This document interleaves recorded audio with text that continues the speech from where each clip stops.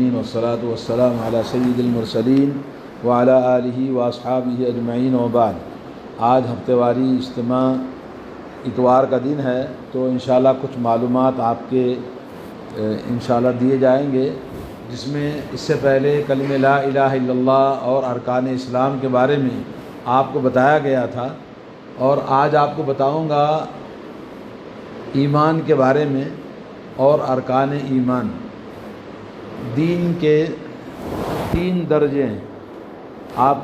میں بنیادی باتیں آپ کو بتاتا ہوں، آپ یاد رکھیں۔ دین کے 3 درجے ہیں۔ ایک درجہ ہے اسلام۔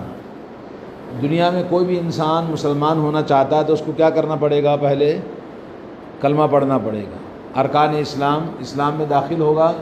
نمبر 2 ہے، جب مسلمان ہو گیا تو پھر آہستہ آہستہ اس کے دل میں ایمان پیدا ہوتا ہے، اور آہستہ آہستہ جیسا جیسا ایجوکیشن لے گا، جیسے درخت ہم نے لگایا، پانی جیسے جیسے اس کو ملتا رہے گا، درخت بڑھتا ہے، طاقتور ہوتا ہے اور مضبوط ہوتا ہے۔ ویسے ہی مسلمان ہونے کے بعد میں وہ آہستہ آہستہ ایجوکیشن لیتا رہے گا، تعلیم، قرآن و سنت کی تعلیم سے اس کا ایمان بڑھتا رہے گا، اور وہ مومن بنے گا۔ پہلے مسلمان، اس کے بعد مومن، اور تیسرا درجہ ہے احسان۔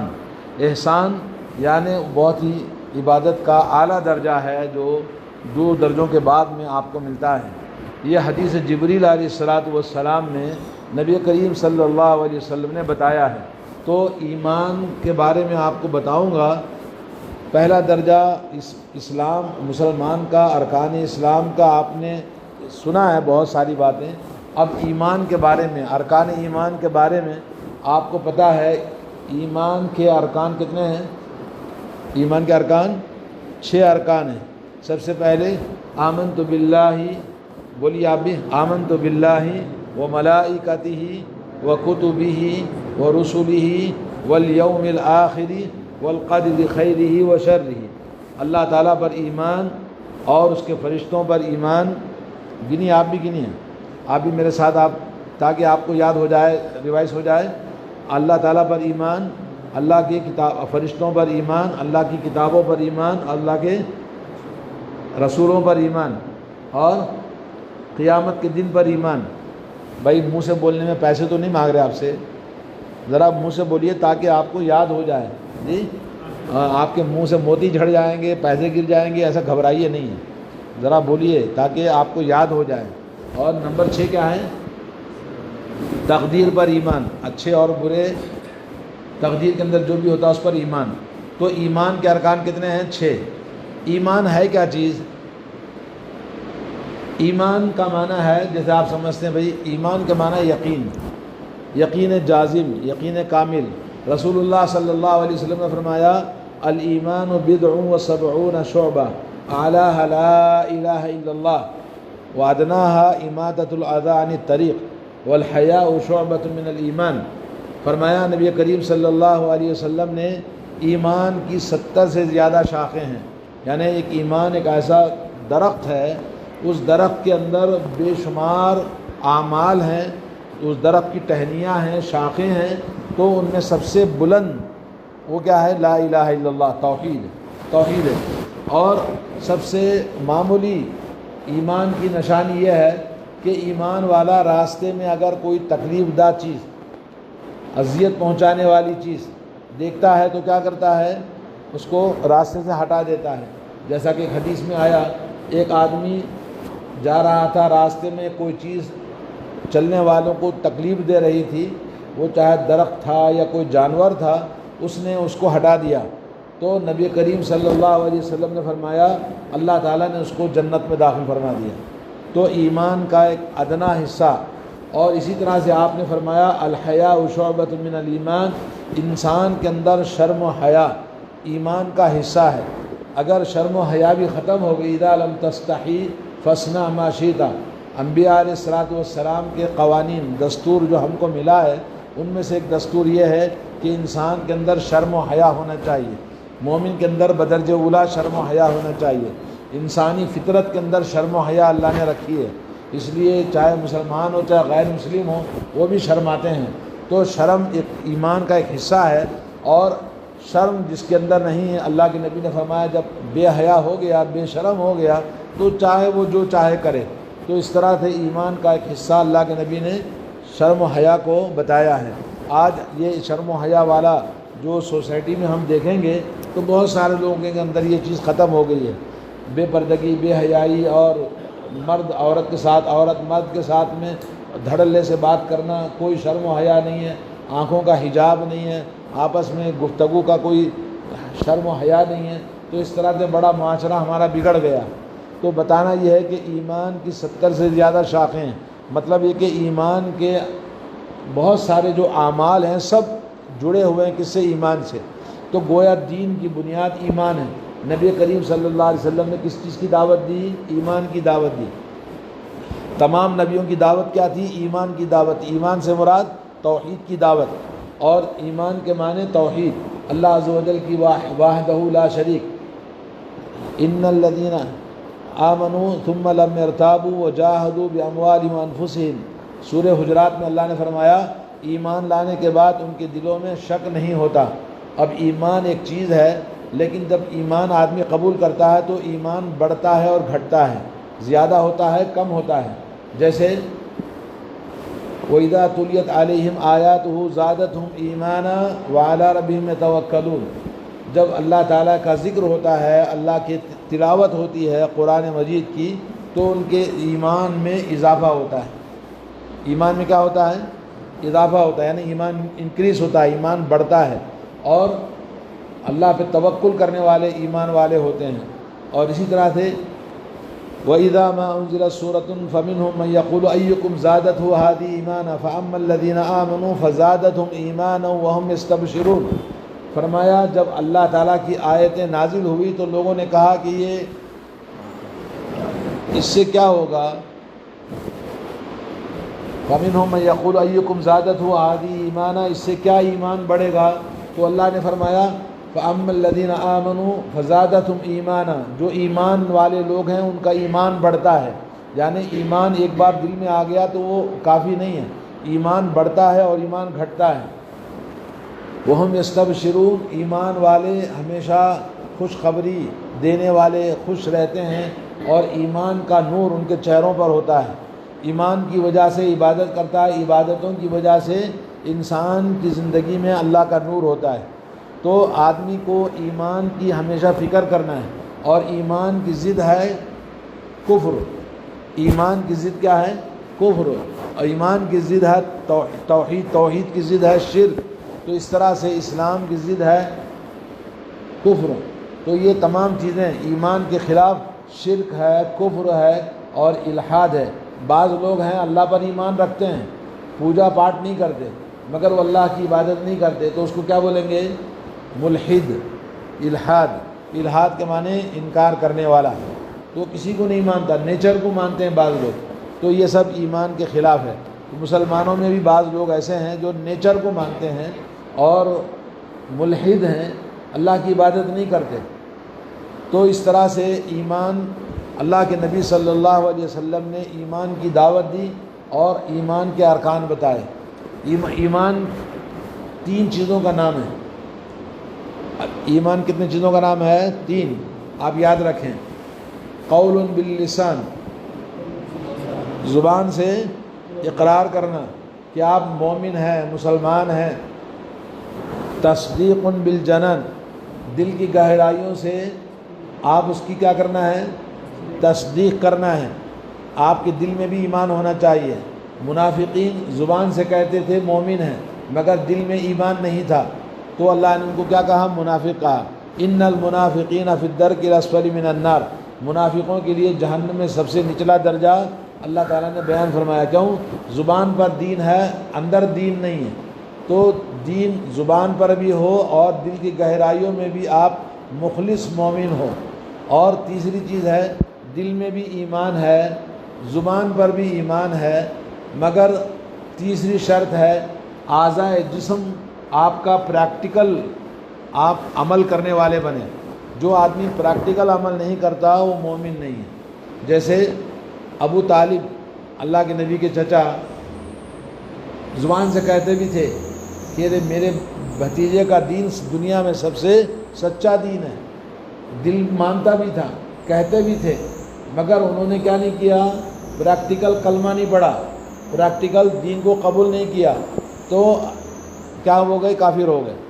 اللہ کے نبی صلی اللہ علیہ وسلم نے آخری وقت میں کہا، چچا میرے کان میں کہو، اگر لوگوں کے سامنے کہنے میں آپ کو حتک ہوتی ہے، بے عزتی محسوس کرتے ہیں، تو کان میں بولو لا الہ الا اللہ، اللہ کی توحید۔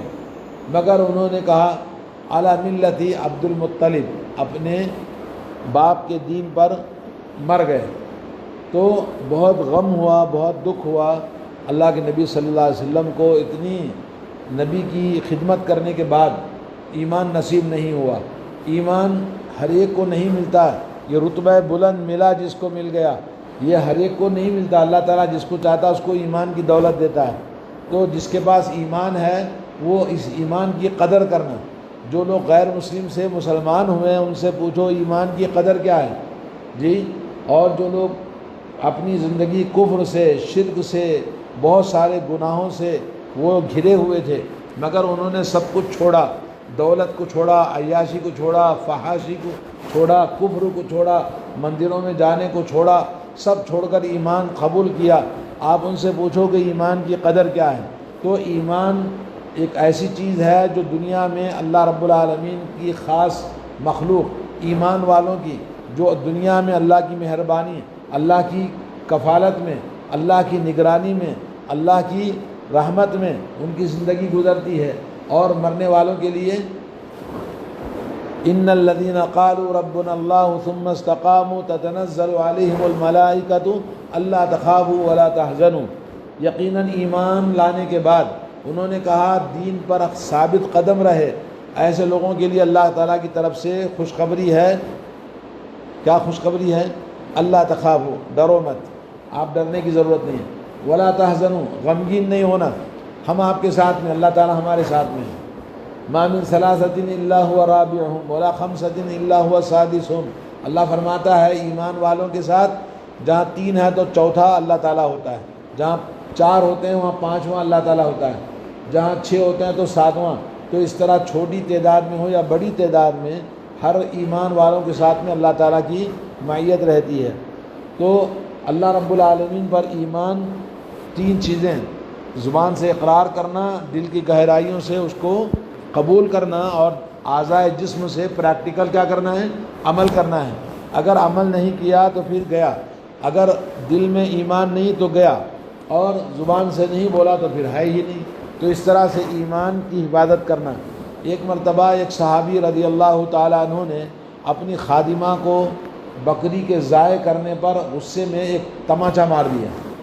مارنے کے بعد میں ان کو افسوس ہوا کہ یار میں نے اس مسکین کو مار دیا۔ تو اس کے بعد اللہ کے نبی صلی اللہ علیہ وسلم کے پاس آئے تو بولے بلاؤ اس خادمہ کو۔ بلانے کے بعد پوچھا کیا تم مومن ہے، مسلمان ہے؟ بولے ہاں۔ میں کون ہوں؟ بولے آپ رسول اللہ ہیں۔ بولے اللہ کہاں ہے؟ تو اس نے کہا اللہ آسمانوں میں ہے۔ اللہ تعالیٰ کہاں ہے؟ آسمانوں میں ہے۔ تو اللہ کے نبی نے کیا فرمایا؟ اس کو آزاد کر دو، فإنہا مؤمنہ، اس کو آزاد کر دو اس لیے کہ مومن ہے۔ تو مومن کسے کہتے ہیں؟ جو اللہ تعالیٰ کو کہاں مانتا ہے؟ آسمانوں میں۔ لوگ کہتے ہیں اللہ تعالیٰ ہر جگہ ہے، یہ غلط ہے۔ اللہ نور السماوات والارض، یہ آیت پڑھتے اللہ تعالیٰ نور ہے آسمان و زمین، اللہ نور السماوات والارض، آسمان و زمین کا نور اللہ ہے، تو اللہ ہر جگہ ہے۔ تو اسی طرح سے ایک عقیدہ ہے وحدت الوجود۔ کیا ہے؟ وحدت الوجود یعنی ہر چیز میں اللہ ہے۔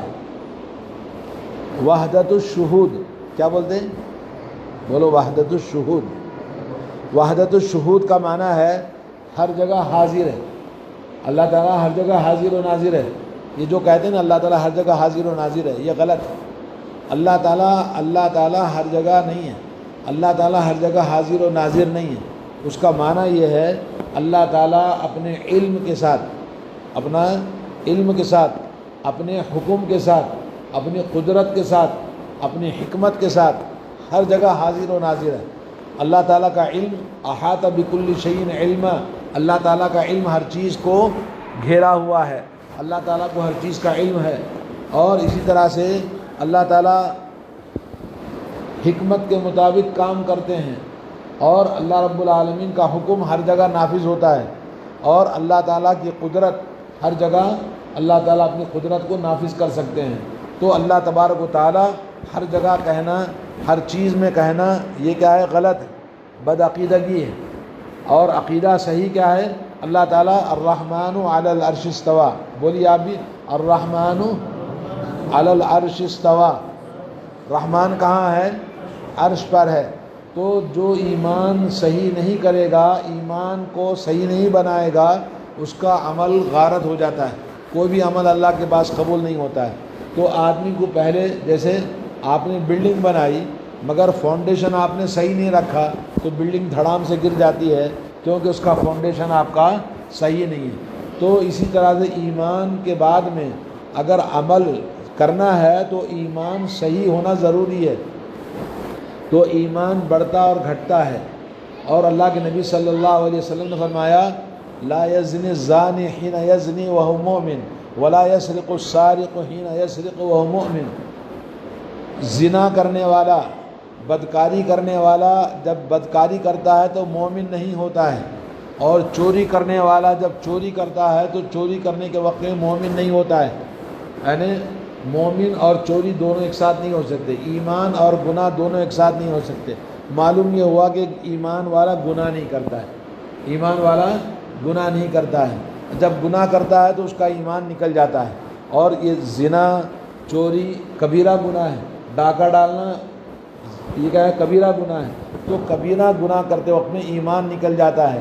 اللہ کے نبی صلی اللہ علیہ وسلم نے فرمایا ایمان اس کے سر پر چھتری کی طرح منڈ لاتا ہے، اگر وہ برائی سے پاک ہو گیا پھر اس کے دل میں احساس ہوا ایمان کا، ایمان اس کے دل میں آ جاتا ہے، ورنہ ایمان پھر آہستہ آہستہ گناہوں سے وہ بے ایمان ہو جاتا ہے۔ تو آدمی کو ایمان کو ہمیشہ فکر کرنا چاہیے۔ جیسے ہم نے ایک درخت لگایا، اس درخت کو، یا آپ نے ایک جانور پالا ہے، ایک جانور کو آپ نے دیکھ بھال کرنا ہے، اس کی روزی روٹی دینی ہے، درخت کو پانی دینا ہے، اسی طرح سے ایمان ہم نے قبول کیا ہے تو ایمان کو بچانا، ایمان کی حفاظت کرنا، ایمان کو بگڑنے سے اس کو ہر طرح سے نگہداشت کرنا ضروری ہے۔ اور جیسے ایمان کو بچانے، ایمان کو بڑھانے، ایمان کو انکریز کرنے کے لیے کیا طریقہ ہے؟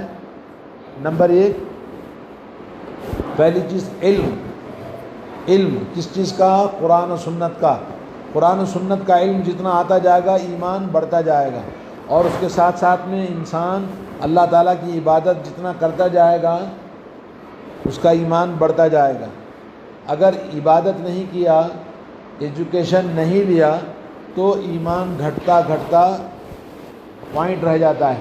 آج مسلمانوں کی اکثریت کا جو صورت حال ہے کہ اکثر مسلمان علم نہیں ہے، ایجوکیشن نہیں ہے قرآن و سنت کا، اور اسی طرح سے عمل نہیں کرتے گھروں میں عورتیں، اور جب ماں باپ بے علم ہیں، ان نالج ہیں، تو بچوں کو ایجوکیشن کہاں سے دیں گے؟ تو اس لیے بچے بھی عام طور پر ان ایجوکیشن ہوتے ہیں۔ تو اس کے نتیجے میں باہر کا جو ماحول ہے اور کافروں کا جو ماحول ہے اور غیر مسلموں کی سوسائٹی میں ہم رہتے ہیں، اور جو ہمارا رولز کنٹری کا وہ غیر مسلم کنٹری ہے، تو تمام کفر اور اللہ کی نافرمانی کی چیزیں ہمارے نئے جنریشن کے اندر پائی جاتی ہیں، اور ایمان اور دین ان کے اندر نہیں پایا جاتا۔ جب کبھی بلاتے ہیں تو بھاگ جاتے ہیں، جب کبھی ان کو سکھانا چاہتے ہیں تو سیکھنا نہیں چاہتے۔ کیوں؟